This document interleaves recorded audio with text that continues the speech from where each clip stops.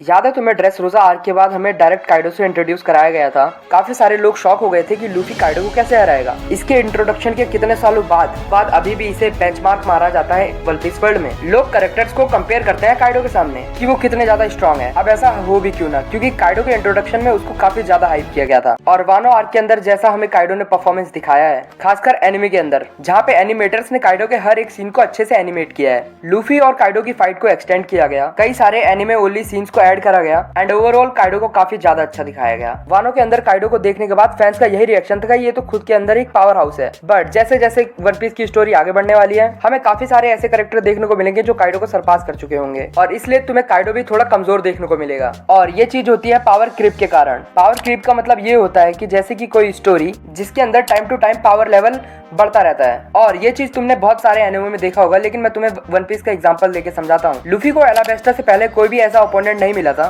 जो कि उसकी खड़े खड़े मार ले, जो कि है क्रोकोडाइल, जिसने हमें दिखा दिया कि लूफी और उसमें कितना पावर गैप है। लूफी ने क्रोकोडाइल को कैसे भी करके हरा दिया। फिर उसका सामना होता है रॉब लूची से, जो कि हमें नया लेवल ऑफ पावर दिखाता है जहाँ लूफी अभी तक नहीं पहुंचा है। और इन सब के बाद लूफी पहुंचता है साबाओडी, जहाँ पे उसे मिलता है कुमो और किजारू, और जो कि हमें दिखाता है कि पावर लेवल फिर बढ़ चुका है। और भी बहुत सारे एग्जाम्पल मिल जाएंगे तुम्हें स्टोरी के अंदर। बट पावर क्रीप होता क्यों है? जैसे जैसे स्टोरी आगे बढ़ती जाती है, हमारा मेन कैरेक्टर उतना ज्यादा स्ट्रांग होता रहता है, और फिर उसे और भी स्ट्रांग ओपोनेंट चाहिए ग्रो करने के लिए। तो हमारे मेन कैरेक्टर के लिए डिफिकल्टी क्रिएट करने के लिए एनिमीज को भी स्ट्रांग होना पड़ता है, नहीं तो स्टोरी के अंदर अटेंशन खत्म हो जाएगा। क्योंकि अपने से कमजोर इंसान को तो लूफी आराम से डिफीट कर सकता है, बट मेन कैरेक्टर और विलन जो टाइम टू टाइम स्ट्रांग होते रहते हैं, और जो पुराने विलन्स होते हैं जो डिफीट हो चुके हैं, और वो हमें फिर कमजोर लगने लग जाते हैं। एग्जाम्पल के लिए क्रोकोडाइल, क्रोक वॉरलॉर्ड था, और इसको व्हाइट बीयर्ड ने न्यू वर्ल्ड में हराया था। ये बंदा जिसको वर्ल्ड में आधे से ज्यादा लोग जानते हैं, वो हार गया लूफी से जब लूफी के पास कोई गियर भी नहीं था। लूफी ने क्रोकोडाइल को बिना किसी पावर अप के हरा दिया, और वहीं पे लूफी को लूची से फाइट करने के लिए 2 गियर लग गए। और दूसरी तरफ मरीन फूड के अंदर क्रोकोडाइल डोफ्लामिंगो और मिहोक के साथ क्लैश कर रहा है, और अभी क्रोकोडाइल एक योंको क्रू का कमांडर है, और उसकी बाउंटी 1.90 बिलियन है। अगर ओडा क्रोकोडाइल को और स्ट्रॉन्ग नहीं बनाता तो कोई भी क्रोकोडाइल को सीरियस लेने वाला नहीं था। बट फिर भी हमें टाइम स्किप के पहले हमें कोई ज्यादा पावर अप नहीं मिला।